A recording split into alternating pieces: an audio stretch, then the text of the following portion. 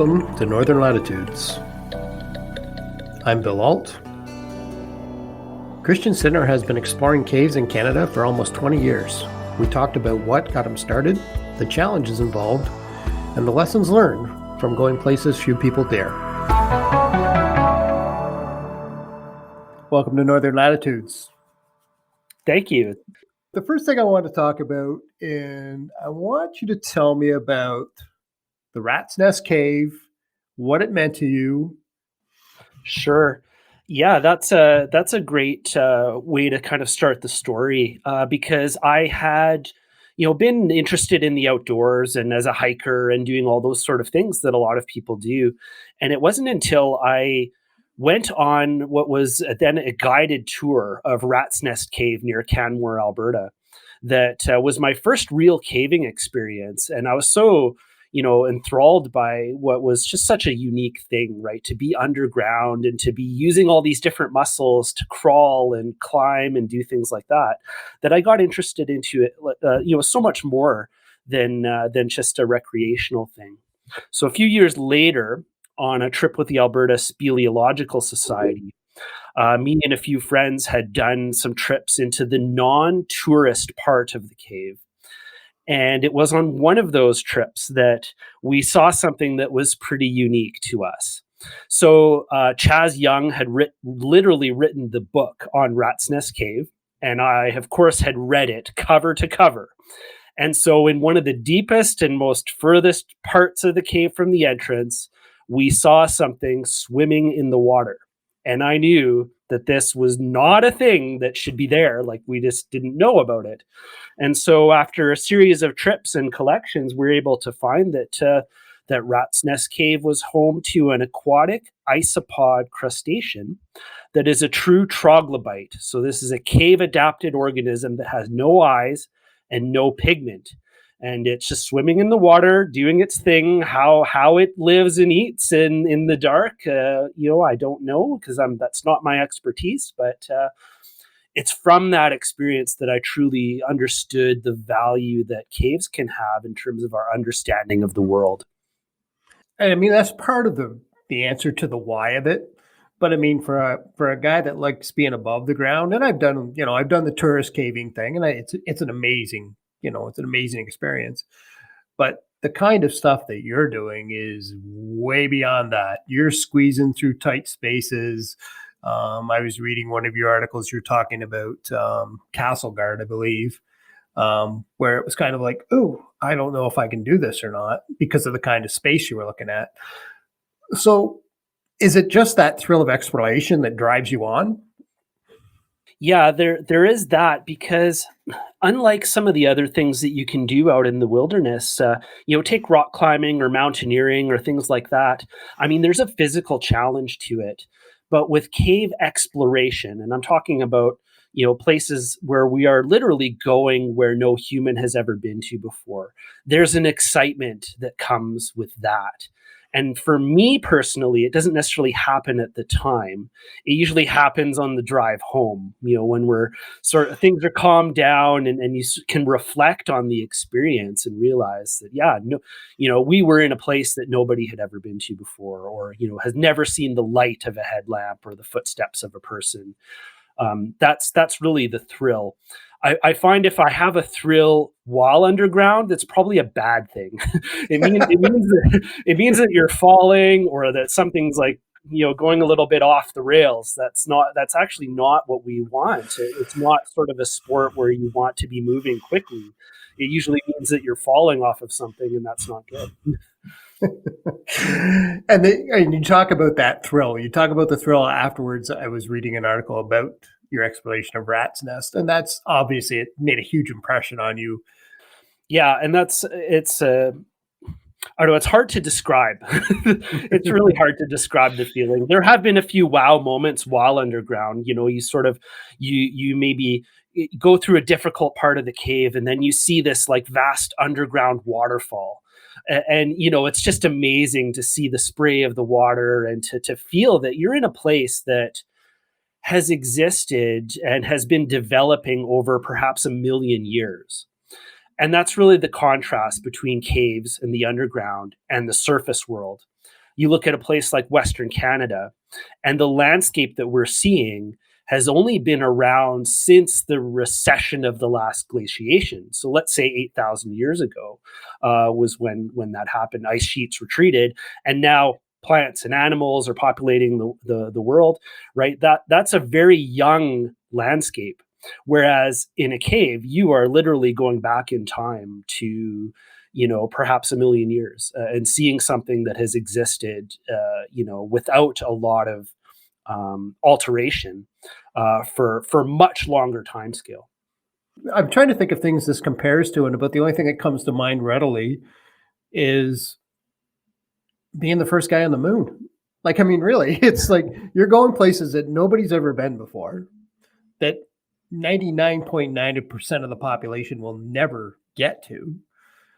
And that's really quite remarkable when you think about it. And now I'm going to ask you to, I don't know, I think we'll pick Castlegar. I was trying to think of which Sure. one I'd like to talk about the most, or at least talk about. This is the longest cave in Canada, correct?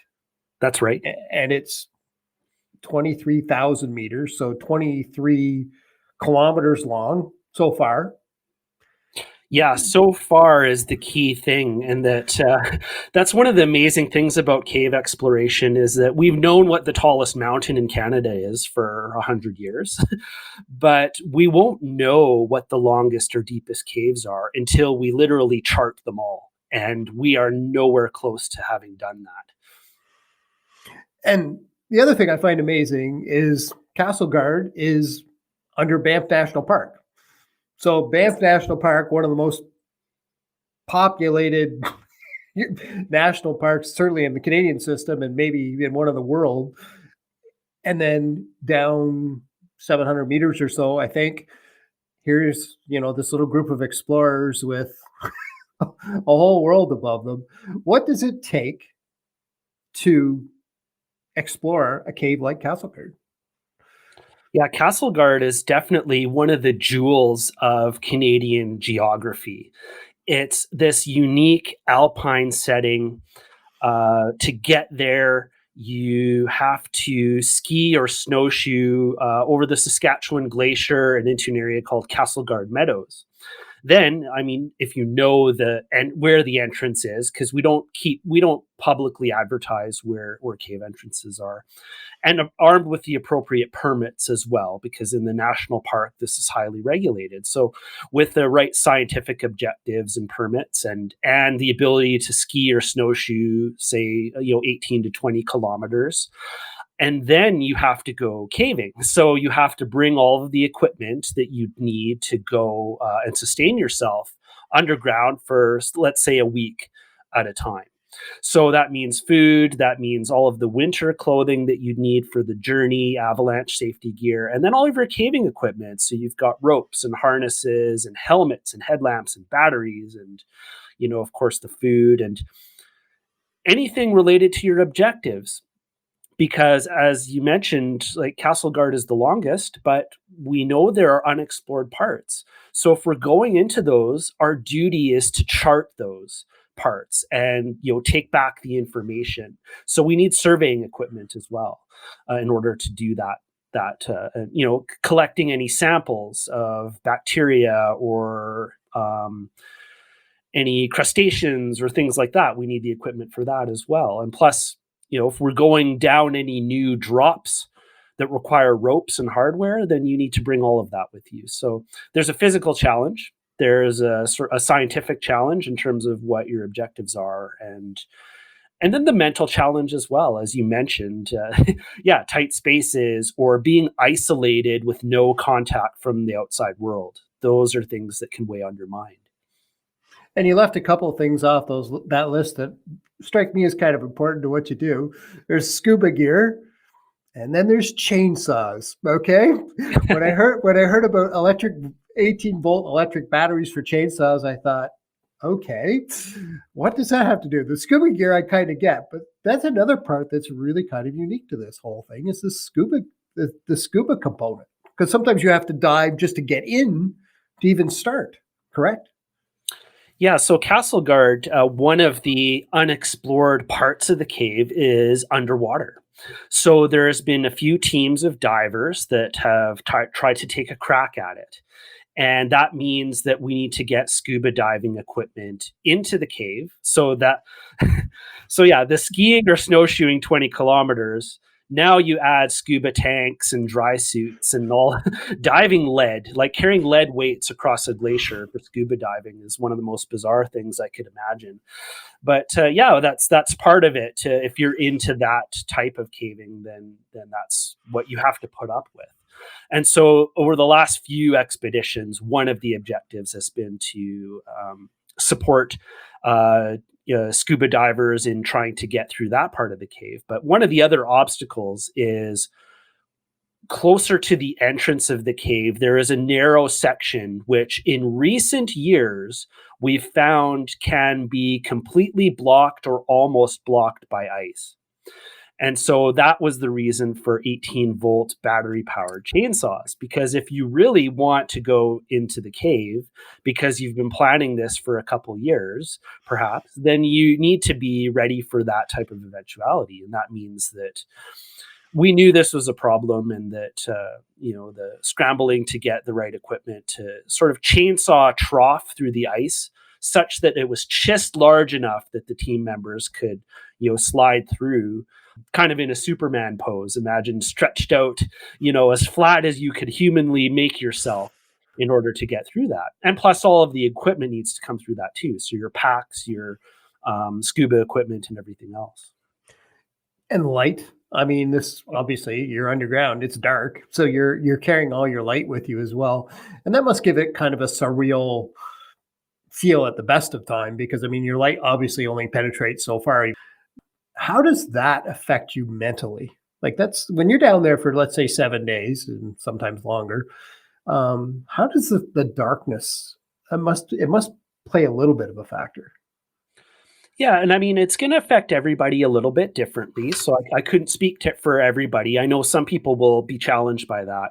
What I find is that when the only light is what you tend to be looking at, that's what your headlamp is pointed towards. So your spatial awareness is really cut down. It's really to what you can light up.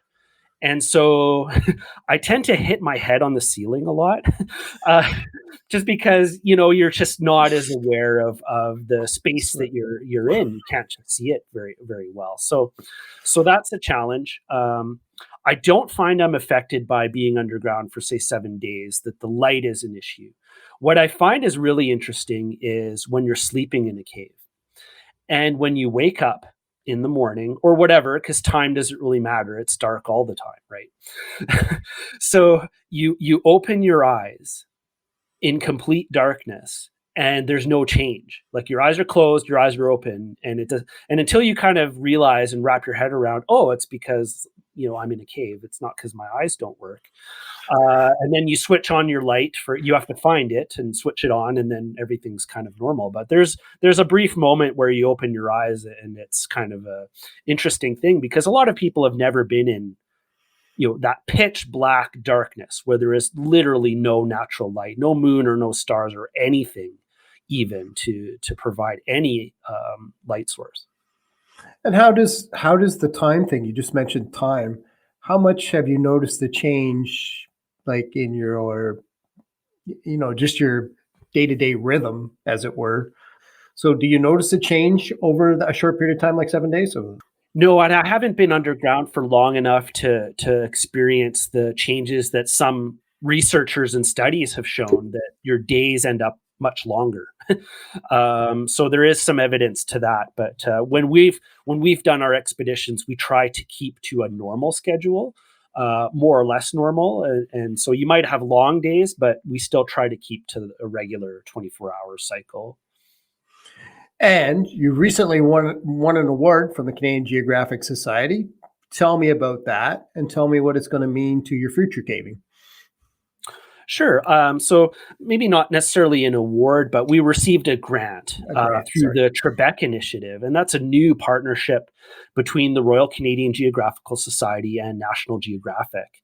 And it's a truly amazing opportunity for young explorers and emerging explorers to receive funding for different projects that will help make Canada better known to Canadians in the world. And so our project is the Mount Meager Volcanic Complex, Glaciovolcanic Cave Project. Now, there's a lot to unpack in that sentence.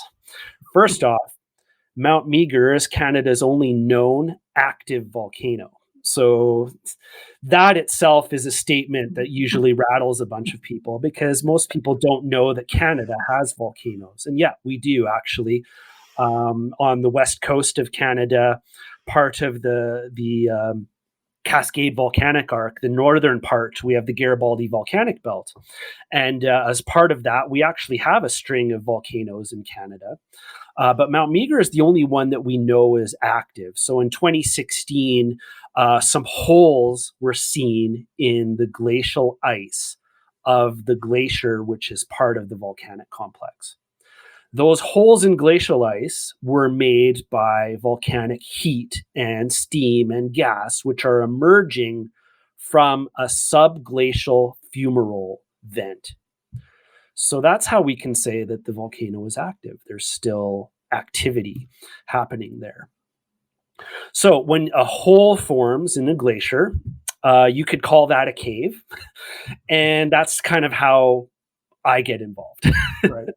So we actually have a team of people from around the world who are specializing in what we have named glaciovolcanic caves. These are caves in glacial ice that are formed by volcanic processes like heat and steam emissions. And there's a few volcanoes around the world that have this phenomenon, but this is the only one in Canada. So that's how I got involved. And what our project is essentially to explore the extent of the cave system. We're going to try to find the volcanic vent and try to see what is the temperature of the fumarole, what is the composition of the gas that's coming out, because that can give us a little bit more insight into how active this volcano is. And then the other part is, which is truly interesting, there are life forms that can exist in these extreme environments. And so things like chemoautotrophs, these are bacteria that do not rely on photosynthesis or energy from the sun, essentially, to survive. There are microorganisms that can essentially feed off of volcanic gas or off of minerals. And these bacteria are very similar to the type of life we might expect to find on other planets. So part of our job in doing this exploration will be to try to take some samples of soil and ice from within the cave environment to see what might be living there. Okay, so you're dealing with volcanic gas, so there must be some special equipment involved in being able to do that as well. So maybe not scuba gear, but certainly some sort of air system, or Yeah, that's right. So we've been on site to do reconnaissance, and I've been into the cave system one time before a few years ago when we were just putting this project together. And yeah, there's a toxic level of hydrogen sulfide gas. So we need, at the minimum, air purifying respirator masks. Where we get sort of into higher concentrations, you would need a self-contained breathing apparatus. So you need an actual air supply, not just a filter for gas, but you actually need proper air to compensate for the displacement of oxygen as well. going way back. You're an officer in the Canadian Reserves, an ultra runner, and a cave explorer. How much of all of this is based on a love of the outdoors? Oh, yeah, a lot of it is a love of the outdoors. I mean, a lot of my hobbies seem to have gravitated towards that. And ultra running is another part of that, which I find that was just a way. It's funny. Like I've done backpacking trips and of course all those sort of things and hiking trips and that, and I found that ultra running, it was just such a unique way you could experience a 3-day backpacking trail hike in a single day, and I thought that was a really good way to maximize my time. I'll take the 3 days myself, Christian, but that's okay. But and so part of that too, it's not just that, it's the challenge of it. So ultra running is a physical and a mental challenge, and so part of it as well is not just the outdoors, but it's the experience and the challenge that can come with the outdoors. And caving has that as well. So there's the physical challenge of being in caves, but the mental challenge, as we've discussed as well, that can come from that. And with caving, it's the knowledge that you can contribute to our knowledge of the world because these are unknown environments. That's the added bonus to things like caving that I really enjoy. But the outdoors connects all of it. And And that yeah, it's that sense of exploration. I mean, obviously that's the ribbon running through all of this. And you were saying, like, you're as you the deepest cave in Canada. I know you've been involved there too. And again, it's the deepest, at the point it's at 674 meters so far, but there's still more to go. So there's this exploration element that obviously is hard to find in modern day life. If we go back a couple of hundred years, if you wanted to be an explorer, it was pretty easy. Just pick a direction and go. So there's not much of that left. So this is really, really unique. I mean, what you do is amazingly unique. I find yeah, there's, as you said, like there's, you could compare it almost to being the first man on the moon, so to speak, right? And in terms of terrestrial exploration, there are not a lot of frontiers left. And I like to tell people, I don't have the money to afford a submarine to go to the bottom of the ocean and do exploration there. And I don't have the money to sort of climb Himalayan mountain peaks, and sort of be the first to the top of some of those. But right here in our own country, I could literally go every weekend if I so desired and could go to a place that nobody has ever been to before because there are still so many unexplored parts of the underground, all across the world, but in Canada especially, that we can be explorers and add to our knowledge of the world without a whole lot of effort and without a whole lot of resources necessary. And that's why it's an amazing frontier. There's not a lot of people doing it, and I think it's because people don't like tight spaces, or there's other challenges, so it's not for everybody. But for the ones who do take it up, there's a subset of them that just truly get totally enveloped in that environment, and it really becomes a part of their existence. And this undiscovered country, like it wasn't that long ago. Correct me if I'm wrong, but there was a fairly large cave that was discovered out in the BC area that suddenly everybody's going, oh, this thing is huge. Where did it come from? Obviously, it's been there forever, but we have a whole country that's unexplored in a lot of different ways. And you mentioned Adam, and Adam does this, his thing where he's out in the middle of nowhere forever. Maybe it has been seen before, maybe it hasn't, but the reality is when Adam's out there, he's 600 kilometers away from anybody. In your case, you're only 700 meters away from anybody, but you're 700 meters underground. A lot of Canadians don't understand how great this country is just to get out and explore it. What's the one thing left? Or there's probably more than one, but whether there's one thing you would really like to see or do in your caving life, what would it be? Yeah, that's a good question. We have so many interesting projects. And you mentioned that things are still being discovered, right? So the deepest cave in Canada is Bisaro Anima, as you mentioned. So we actually just in October did another expedition there.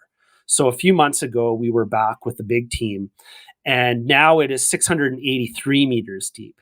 So uh, every year, we sort of can put on an expedition and we push maybe just a little bit further into the mountain.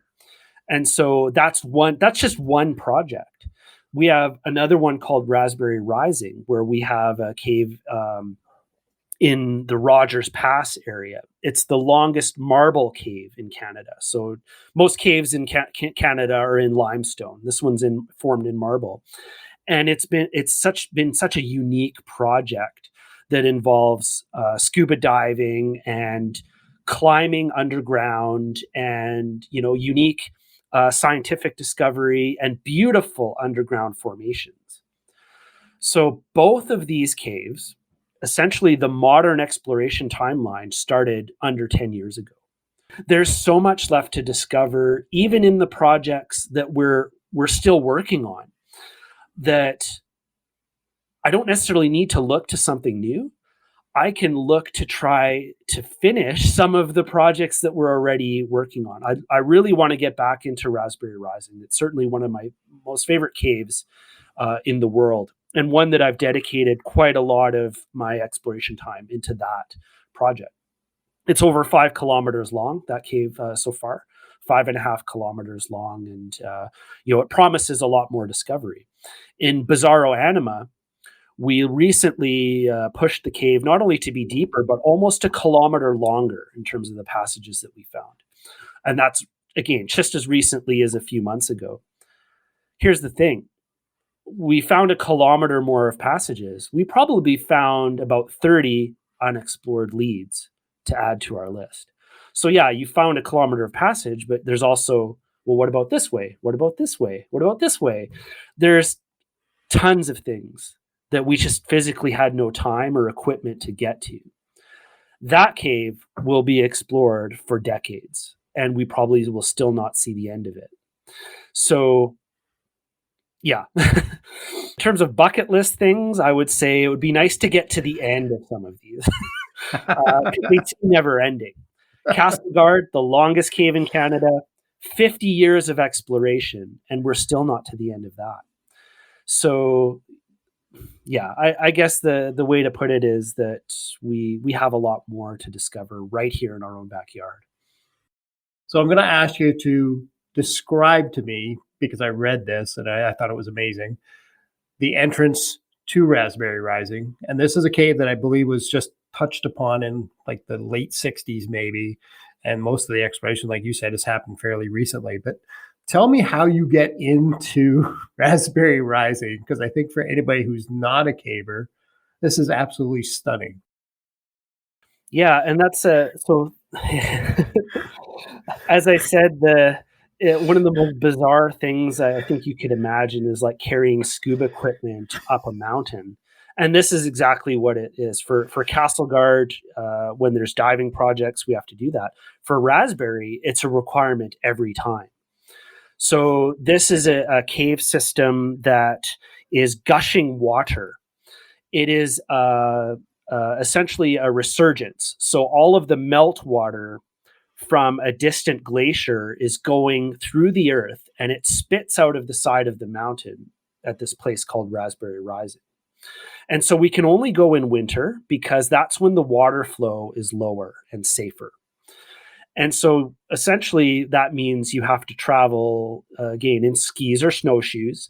You're carrying scuba equipment partway up a mountain, and plus, again, all of your caving equipment, all of your ropes, your hardware, your safety equipment, everything has to come with you. And then you get to a cave entrance where you can go in without any special equipment a short ways. But then the entire passage is flooded with water. And from there on, you have to don scuba equipment. And so the water is about 2 degrees Celsius.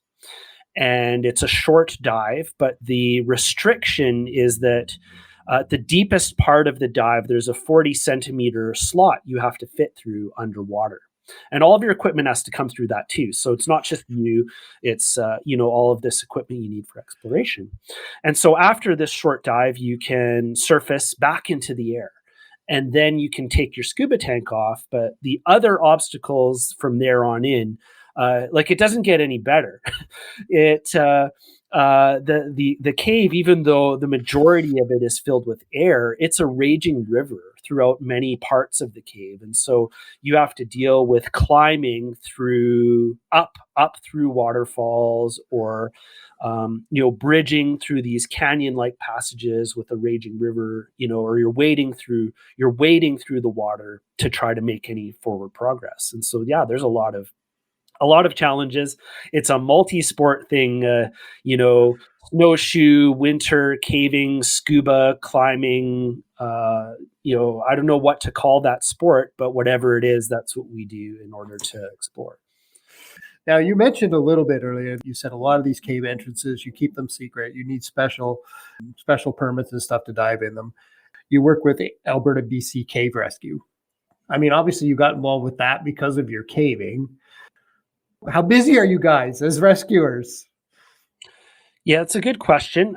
Thankfully, not super Yeah. busy. And it's partly because there aren't a lot of people doing cave exploration. But when something happens, it tends to be something that needs a lot of resources. Right. And so, cave rescue is really something that the community of cavers has trained for and is prepared to help not only our own community, but members of the public. Because it's such a specialized environment, things like fire departments or other rescue agencies don't train for this. So we're really the only group that specifically trains for that in Western Canada. And luckily, as I said, it's not something that happens frequently, but imagine a rescue on the side of a mountain. A lot of times you might be accessed by a helicopter. A small team of people might be able to package you in a stretcher and move you away. If you're hundreds of meters underground, okay, the helicopter isn't coming for you. As I said, GPS and cell phones and radios, for the most part, don't work. So before you can get to where a helicopter could get to you, you need to get to the cave entrance. And so that can involve moving a stretcher through some pretty complicated underground terrain and up some of those drops that maybe you had to rappel down. So now we've got to move a person in a stretcher back up of those. So we need, technical rope rescue equipment and knowledge and a lot of people to move a stretcher underground. And so you look at some of the historic large cave rescues around the world, and it is not uncommon to see that hundreds of people were needed. And so the entire caving community would have to sort of mobilize in a big rescue and be part of that. And so, yeah, that's my job as a provincial coordinator, is to essentially to lead and execute those if they happen. And So yeah, what's we keep cave entrances secret, partly for conservation and partly because, we recommend that people get involved with a caving group, of which there are a number of them around the country. The Alberta Speleological Society, BC Speleological Federation, the Quebec Speleological Society. There's many of them around, and sort of go with people who are knowledgeable, who can tell you about the right equipment to bring and to sort of coach you along. That's the best way to get involved and to get involved safely so that you're not going to be a risk to yourselves or have to cause such a big rescue call out. what's the one thing you've learned from caving that you think is a life lesson? What do you think you've learned that you stick with you forever? I would say the thing I've learned is that you don't need to you don't need to change the world by winning the Nobel Prize or having some amazing groundbreaking discovery to make a difference. And it's these small things, whether it's like the discovery of a microorganism in a cave. I mean, that's a cool thing, and it's just a little thing that helps advance our knowledge of the world. And so it's whether it's doing something like that or whether it's doing things in your community to help others, whether it's as a volunteer or to dedicate yourself to other causes that help improve our world. Those are within the capability of every person. So you don't need to go into caves. You don't need to make groundbreaking medical discoveries or anything to change the world. You just need to do things a little bit here and a little bit there to make our world a better place. And that's something we can all do. And so I've tried to do that where I can, whether it's in caves or on the surface with the different things that I do. And I think that's something that anyone can. Nicely said, Christian. Thanks for joining us today. Great. Thanks for having me. That's it for episode 9. Thanks to producer Sarah Simpson and social media director Alina Simpson for their help this week. Our theme music and sound logo are by Titan Sound, John Sanfilippo. Make sure to tell a friend about the podcast and send them over to the podcast page at northernlatitudes.ca. I'm Bill Alt. Find your way to Northern Latitudes.